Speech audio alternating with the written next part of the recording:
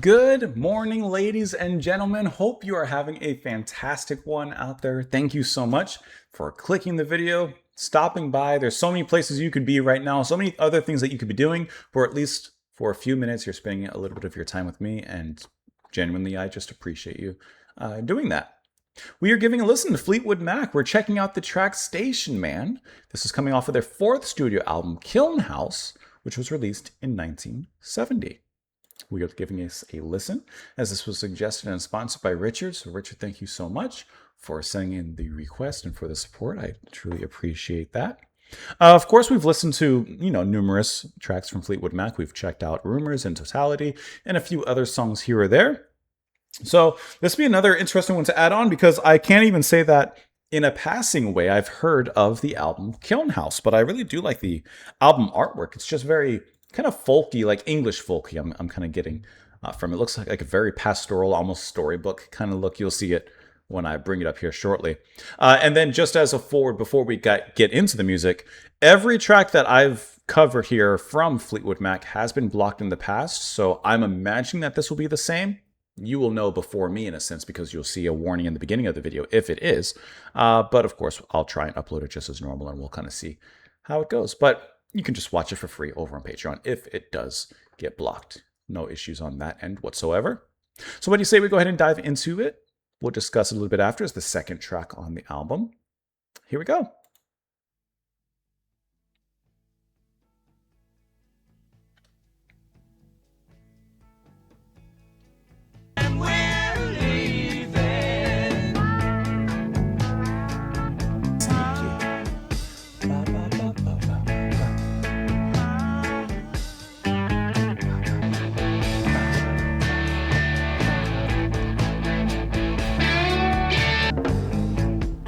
Little Papa Congas there. Listening to this song, it made me come up with a question, and it doesn't really have anything to do with this song. We'll talk about it in a second. But has Fleetwood Mac ever toured with Led Zeppelin? Because I just feel like their styles would go very, very well together. I'm going to quickly just check. I'm just curious. Has Fleetwood Mac ever toured with Led? I would imagine they probably have. They're kind of contemporaries in many ways. Well, AI says no, they've never, but they did do a few one-off concerts as well. Or one-off concerts, but not like a full tour. Interesting. I just feel like they would, really blend well together, the two. So yeah, I see that apparently, like I said, they have crossed each other on stage for like kind of one-offs and stuff, but not a full tour.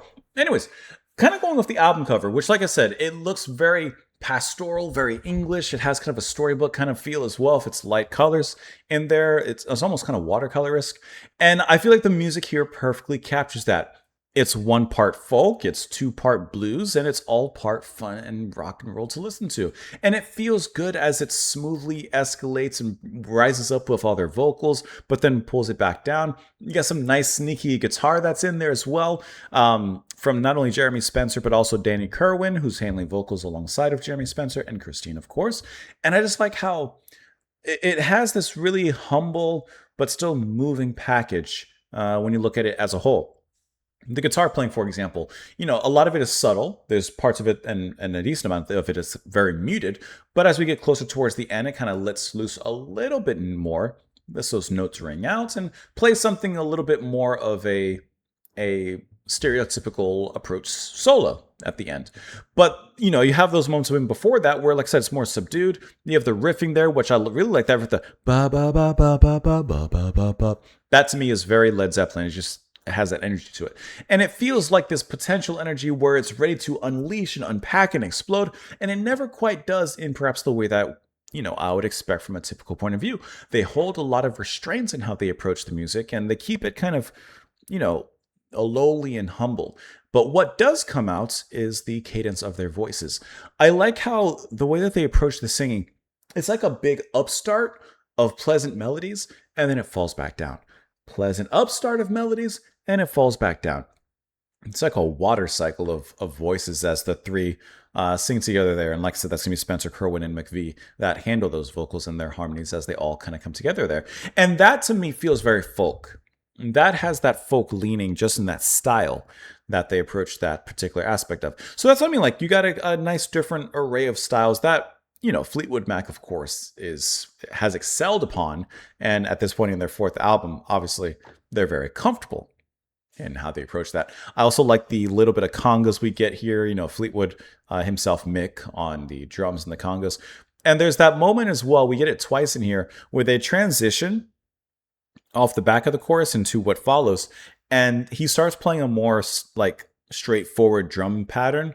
But at first he keeps out the snare a little bit more often. But then he very sneakily starts inserting the snare back into the pattern to kind of give it that forward momentum and movement. And it's so organically done, but it's like so subtle. And all of a sudden, before you know it, we're moving underway. So just like the track is, you know, entitled Station Man, it feels like we are waiting at the station, waiting for the train to come. And before you know it, the train comes, we hop aboard, and we're on our way, punching a ticket, heading towards whatever destination of choice we're heading towards. So I really like how, you know, it has a part where we're kind of standing still, maybe with our dreams, the only thing traveling. But before you know it, our feet begin to move underway.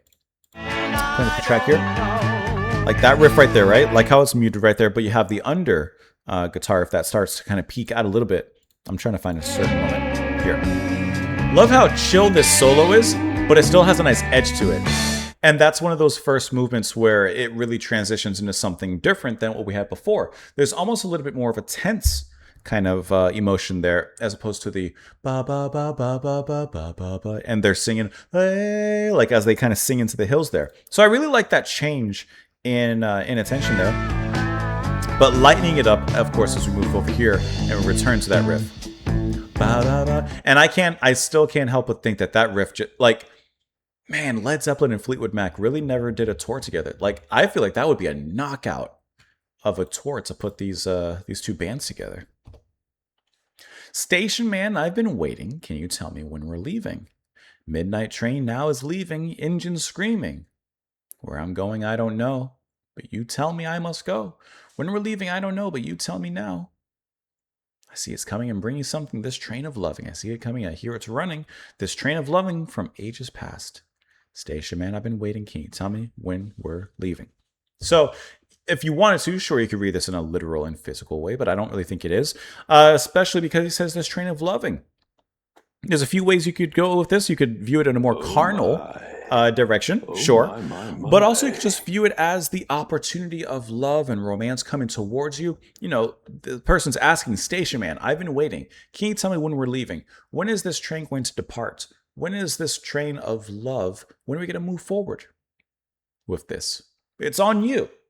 Station Man, you're the conductor on the train. We have stowed the coals and the engine. We're ready to burn this train and it's ready to go. The tracks are laid before us. Just got to give a little toot-toot and we are off to the races. But it's up to you, Station Man. The ball is in your court. I should have kept you on the screen here. Says that, of course, this is off their album Kiln House. Let's see. Spencer stated that Kristen McVie was more responsible for the song than John McVie. Curran, McVie, and Spencer wrote the song's lyrics at the band's communal house, where Curran also developed the arrangement. It's sung as a duet between Curran and McVie, who at the time of the recording had yet to officially join Fleetwood Mac due to contractual reasons.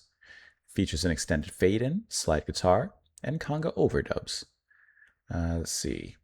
It goes on from there. Live performances, sure, you got that.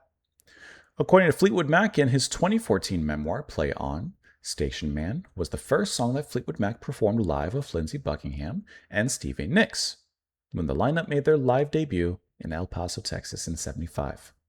At the time, Buckingham and Nicks only had material from their '73 album, Buckingham Nicks, and 1975 album to pull from, which required them to cull earlier songs from the band's discography for live performances.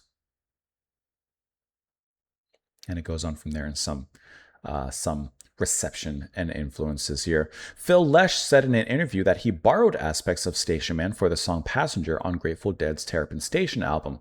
That's an album we still got to check out. I know that there's like a long cut on that one.